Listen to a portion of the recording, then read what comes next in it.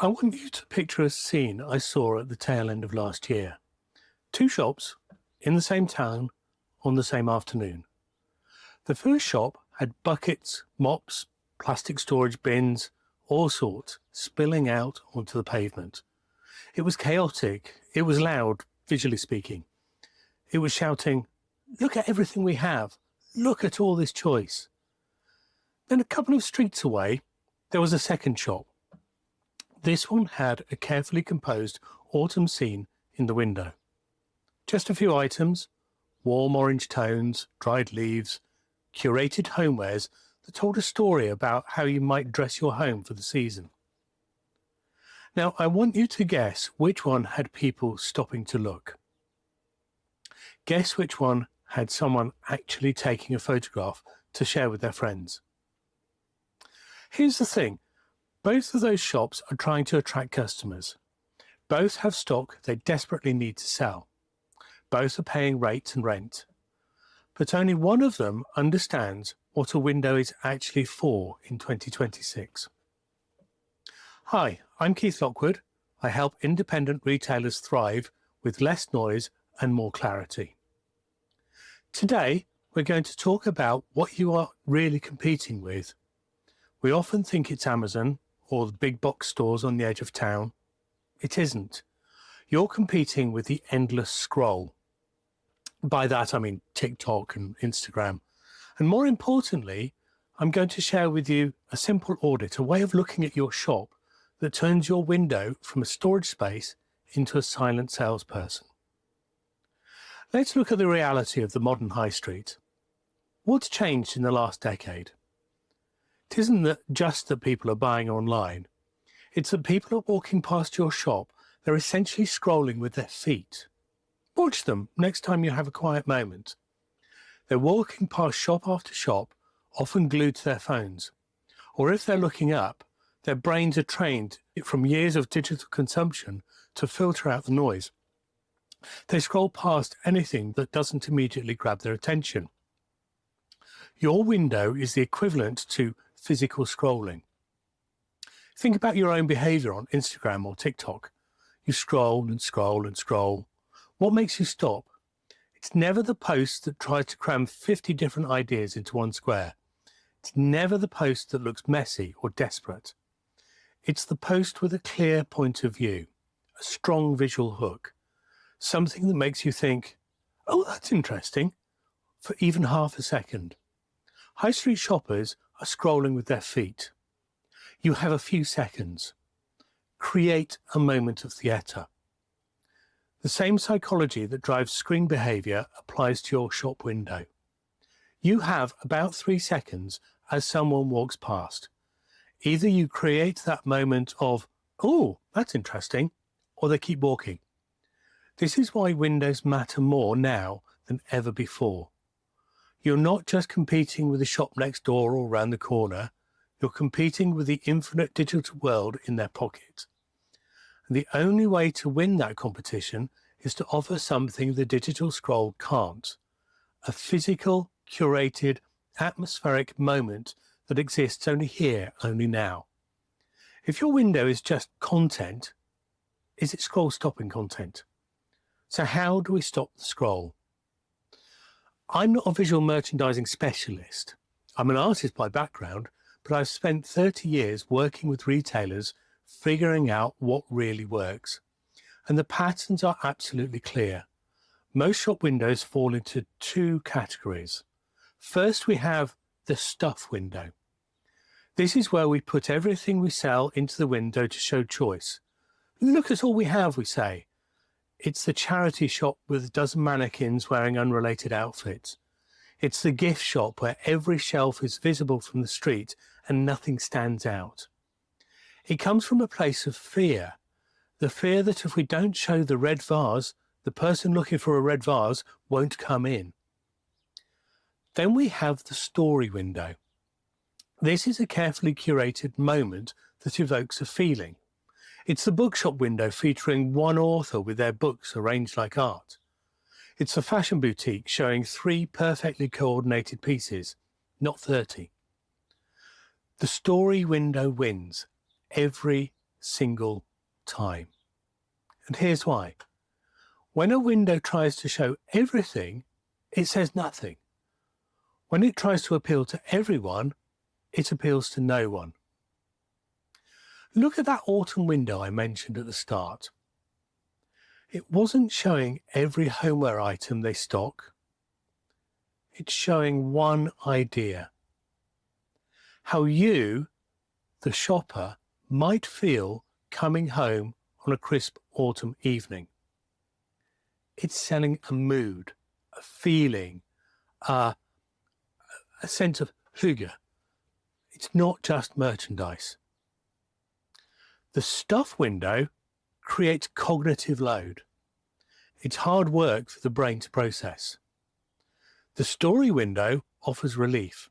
It offers an answer. It says, this is how the season feels. In my book, The Reluctant Retailer, I write about the window display as your silent salesperson. Think about it. This salesperson works 24 hours a day, 7 days a week. It's working when you're closed. It's working when you're asleep. It's speaking to people who have never heard of you, let alone come into your store. But like any salesperson, it needs to be telling the right story. Now consider this.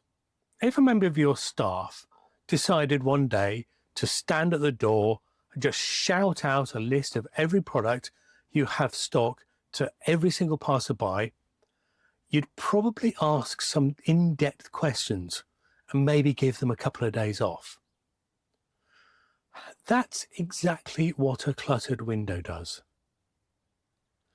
The principles of a good silent salesperson haven't changed since Victorian times. They're rooted in how people respond to visual information. This is not just me saying it. You can actually read a whole chapter about it in this book, The Practical Grocer, from the late 19th century.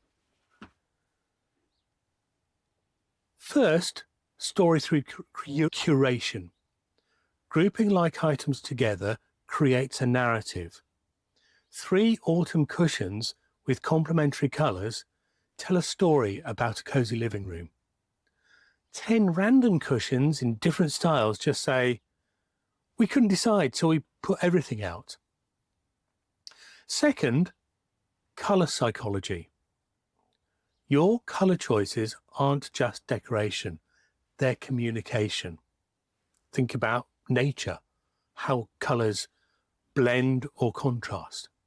Warm oranges evoke comfort, cool blues suggest calm.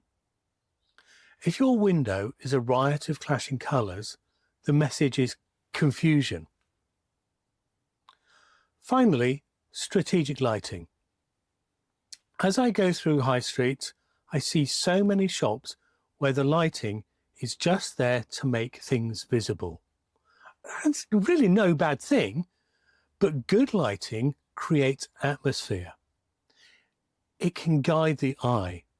It tells the customer where to look. The discount store with the buckets outside, that makes every item feel less valuable. The curated window, where each piece feels considered, special, and worth the price. This isn't about being fancy. It's about respecting the product enough to give it space to breathe. You've worked hard buying that stock because you believe it will sell. Now give it that space. I've talked a lot about psychology and cognitive behavior, but let's make this practical. And you might be thinking, well, Keith, I can't afford a professional window dresser, which is fair enough. However, you don't need one. You just need to change your perspective. So this week, I've got a challenge for you. It's called the window audit. And here's what I want you to do. It's 3 steps, very straightforward. Step 1, go outside and walk past your shop as if you were a potential customer. Go past it from all directions, from the left, from the right, from the same side of the street, from further away, the other side of the street. Is there anything that catches your eye? Step 2, stand where your customer stands. Not right in the doorway, but looking at the window, maybe at an angle. And then take photos of your window as if you're the customer. Don't do this from the doorway, as I say. Do it from the pavement. Do it from where your customer is actually walking past. And then the final step is review these photos. Have a look at them and ask these honest questions. Number 1, would this make me stop scrolling if it appeared on Instagram? Number 2, can I tell what this shop is about in 3 seconds? Number 3, does it tell a story or does it just show stuff? And finally, number 4, does it make me want to know more? Does it make me want to come into the shop itself? If you can't articulate the story, if you can't say, this window is about cozy autumn evenings, then your customers can't either. Pick one change this week. Maybe remove half the items. Maybe change the lighting. Tell one story. Then take the photo again. Improving your window costs nothing but time and attention. But before you invest that time, it's always worth knowing where your profits are actually coming from, and therefore, what stock do you put into your windows? If you haven't used my Retail Profit Finder yet, it's a free tool that helps show you the health of your shop in about 10 minutes and where to maybe look to raise attention. I'll link to that below. I've watched high streets change for well over 30 years. The shops that survive aren't the ones with the most stock. They're the ones that give people a reason to stop, to pause, to go, ooh, I like this. So go and take that photo. Be honest with yourself and let the silent salesperson do their job. I'll see you next week. Bye-bye.